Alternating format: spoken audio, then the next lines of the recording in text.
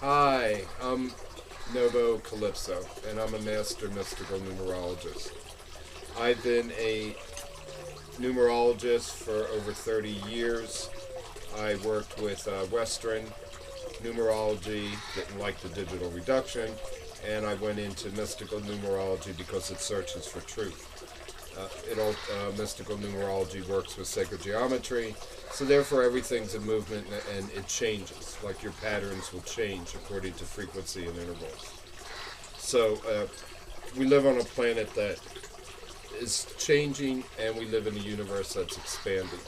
Western numerology, to me, and how it's been hacked up and cheapened to an idiot's version and all that, is not numerology. That's commercialism. Mystical numerology works with the truth. It entails a lot of studies back into the ancients, Egypt, Babylon, the Jains, Shinto, the Hawaiian culture. There's a lot of studies involved. Anyway, mystical numerology deals with a greater accuracy because it works in a hermetic code, which means that everything goes in a triad fashion. Okay, so that's mystical numerology. The reason why I'm doing this video is because I've gotten a lot of calls and emails regarding the Sedona Sweat Lodge deaths, the 3 deaths that had occurred, and my deepest sympathy for the families. I can't imagine the overwhelming answers that you're looking for. I can't imagine feeling that your loved ones are safe in the world and they want to better themselves, and through that cause they pass on to another world. I don't think that we ought to use any New Age guilt in this and say that these people drew this upon themselves, because they certainly didn't. It was unforeseen, and I can only express my greatest sympathies to the families, and I'd like to understand what you're feeling, and I don't understand, but my heart is with you, and I hope that you go through the grievance process and heal. Just to say as an aside, people have asked me how I feel about sweat lodges. I think that sweat lodges belong to the Pueblo Indians and to the Plains Indians in a certain time before white man came, and I think that's where they need to remain. White man embracing or taking a culture and fabricating it or duplicating it it's not the same.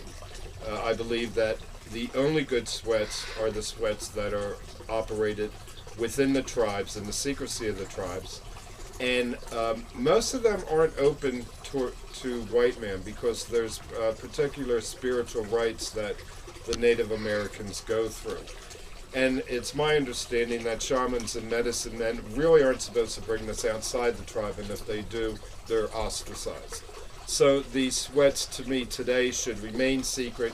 They should help the Native Americans purify, because there are so many other ways of purification that are not as detailed as the sweats or Sundance. And Sundance is another one that I'm surprised that white man has embraced, because that definitely belongs to a culture in another time, and that's where it should remain, or the tribe should continue practicing it. And that's not a judgment, that's just how I feel about it.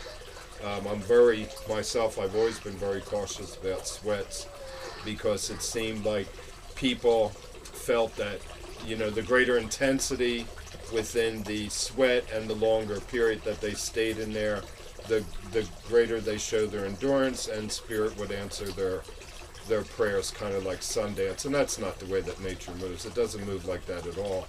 You could sit under a tree in a park and breathe through the heart, just as long as you have the same intentions and remain in the higher will. You really don't have to have steaming rocks or impale yourself with a branch.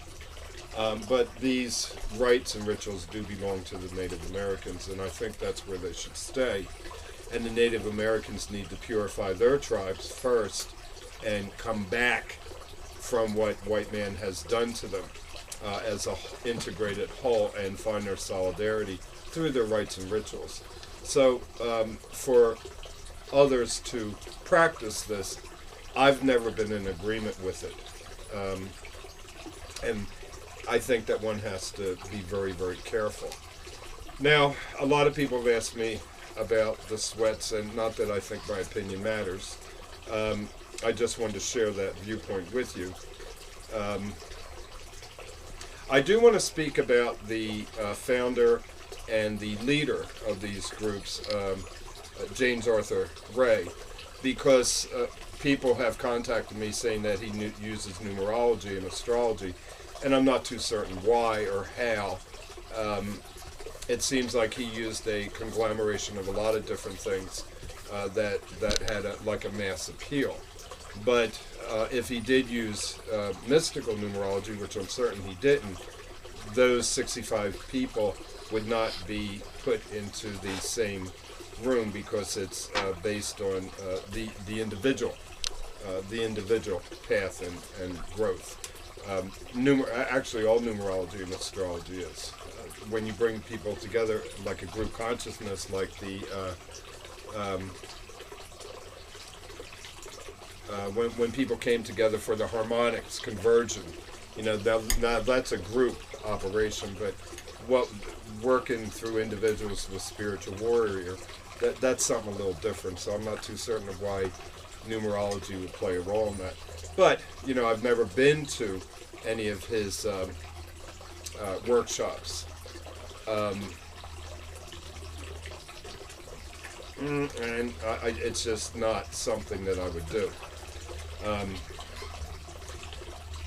I want to talk about this leader through mystical numerology because I ran his patterns, which you would call numbers. I ran his patterns to say, hey, what's going on with this guy?